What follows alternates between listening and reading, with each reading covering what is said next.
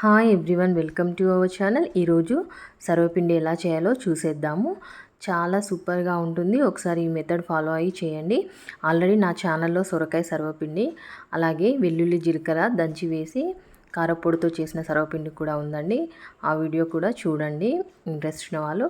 ఇక్కడ నేను ఆనియన్స్, కరివేపాకు, కొత్తిమీర, నువ్వులు, అలాగే బియ్యపిండి, అలాగే వేయించిన పల్లీలు తీసుకున్నాను. కొద్దిగా పసుపు, కారం, సాల్ట్, ధనియాల పొడి, అలాగే నానబెట్టిన శనగపప్పు. ఇక్కడ నేను అల్లం వెల్లుల్లి పేస్ట్ యూజ్ చేస్తున్నానండి. మామూలుగా నేను జీలకర్ర వెల్లుల్లి దంచి వేస్తాను. ఈరోజైతే అల్లం వెల్లుల్లి పేస్ట్ యాడ్ చేసి అయితే చేస్తున్నాను. చూడండి, ఇక్కడ బియ్యం పిండిలో మనం అన్నీ వేసేసుకొని మంచిగా మిక్స్ చేసుకోవాలి. నువ్వులు, పల్లీలు, నానబెట్టిన శనగపప్పు, అలాగే కొత్తిమీర, కరివేపాకు, అలాగే ముందుగా కట్ చేసి పెట్టుకున్న ఆనియన్స్,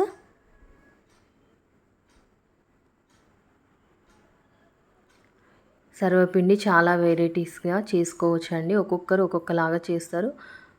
ఇక్కడ కొద్దిగా పసుపు, అలాగే కారం 2 స్పూన్లు యాడ్ చేస్తున్నాను. అల్లం వెల్లుల్లి పేస్ట్ కూడా 1 స్పూన్ యాడ్ చేసుకున్నాను. అలాగే ధనియాల పొడి కూడా ఒక 2 స్పూన్లు యాడ్ చేస్తున్నాను.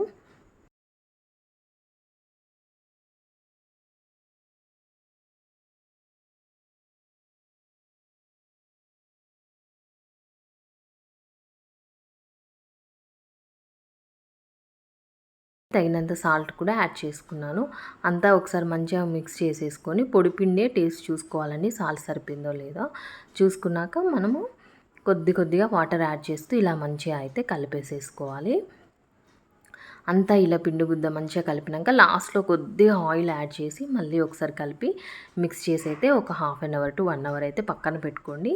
పక్కన పెట్టడం వల్ల క్రిస్పీగా బాగొస్తుంది సర్వపిండి. ఒక్కొక్కరు ఒక్కొక్క విధంగా చేస్తారు. కొందరేమో పచ్చిమిర్చి పేస్ట్ వేసుకుంటారు, కొందరేమో కారపొడి వేసి చేసుకుంటారు. ఎలా చేసినా సర్వపిండి సూపర్గా వస్తుంది. చూడండి, ఇలా ఒక 1 అవర్ నానబెట్టుకున్న తర్వాత నేనైతే సర్వపిండిని ఒత్తేసుకుంటున్నాను. ఇలా మంచిగా కొద్దిగా ఆయిల్ వేసేసుకొని చూడండి, మనకి ఏ సైజ్ కావాలంటే అంత పిండి ముద్దను తీసేసుకొని మంచిగా ఇందులో పెట్టేసేసుకొని మంచిగా అంతా స్ప్రెడ్ చేసుకోవాలి. ఆయిల్లో ఒకసారి ఇలా స్ప్రెడ్ చేసుకొని మంచిగా అయితే ఒత్తేసుకోవాలి.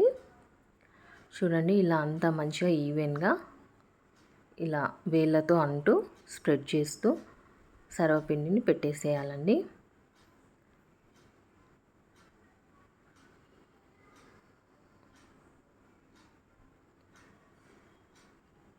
అంతా ఇలా మంచిగా పెట్టినాక హోల్స్ పెట్టేసుకోవాలి. హోల్స్ పెట్టుకోవడం వల్ల ఏంటంటే మంచిగా అంతా ఈవెన్గా కాలుతుంది సర్వపిండి. ఆయిల్ అనేది కిందికి వెళ్ళి ఈవెన్గా అయితే కాలుతుంది. చూడండి, ఇలా హోల్స్ పెట్టుకున్నాక ఆ హోల్స్లో కూడా కొద్దిగా ఆయిల్ వేసేసుకోవాలి మనం. ఇలా వేసేసుకొని స్టవ్ మీద పెట్టేసి మీడియం ఫ్లేమ్లో పెట్టి కొద్దిసేపు మూత పెట్టేసి అయితే మనము పెట్టుకోవాలి. తర్వాత మూత తీసేసి మంచి చుట్టూ తిప్పుతూ కాల్చేసేసుకోవాలండి. చూడండి, ఇక్కడ స్టవ్ మీద పెట్టేశాను. అలాగే ఇంకొకటి కూడా పెట్టేస్తున్నాను. 2 స్టవ్స్ మీద 2 గిన్నెలలో పెట్టిన మూత పెడుతున్నాను. మూత పెట్టేసి మనం మీడియం ఫ్లేమ్లో ఒక 5 మినిట్స్ అట్లా మనమైతే ఉంచేసుకోవాలి. తర్వాత మూత తీసేసి కాలని చోటు తిప్పుకుంటూ మంచిగా ఈవెన్గా కాల్చుకోవాలి. ఇక్కడ ఇంకొక సర్వపిండి కూడా పెట్టేస్తున్నాను. ఇక్కడ ఒకటేసారి మనం 2-3 పెట్టేసుకోవడం వల్ల తొందరగా అయిపోతుంది మనకి కూడా వర్క్ అనేది. అంతా స్ప్రెడ్ చేసేసుకొని మంచిగా మళ్ళీ హోల్స్ పెట్టుకుంటే సరిపోతుంది. సర్వపిండి అసలు చాలా అంటే చాలా టేస్టీగా వస్తుందండి. ఒక్కసారి ఈ విధంగా ట్రై చేసి చూడండి. మీకు ఎలా వచ్చిందో నా కామెంట్ సెక్షన్లో షేర్ చేయండి. చూడండి, అంతా మంచిగా ఇలా మూత తీసేసినాక ఇంకా మళ్ళీ మూత పెట్టద్దండి. మూత పెట్టకుండానే కాల్చేసేసుకోవాలి మనము ఈవెన్గా కాలే వరకు. చూడండి, ఎంత చక్కగా కాలిపోయిందో.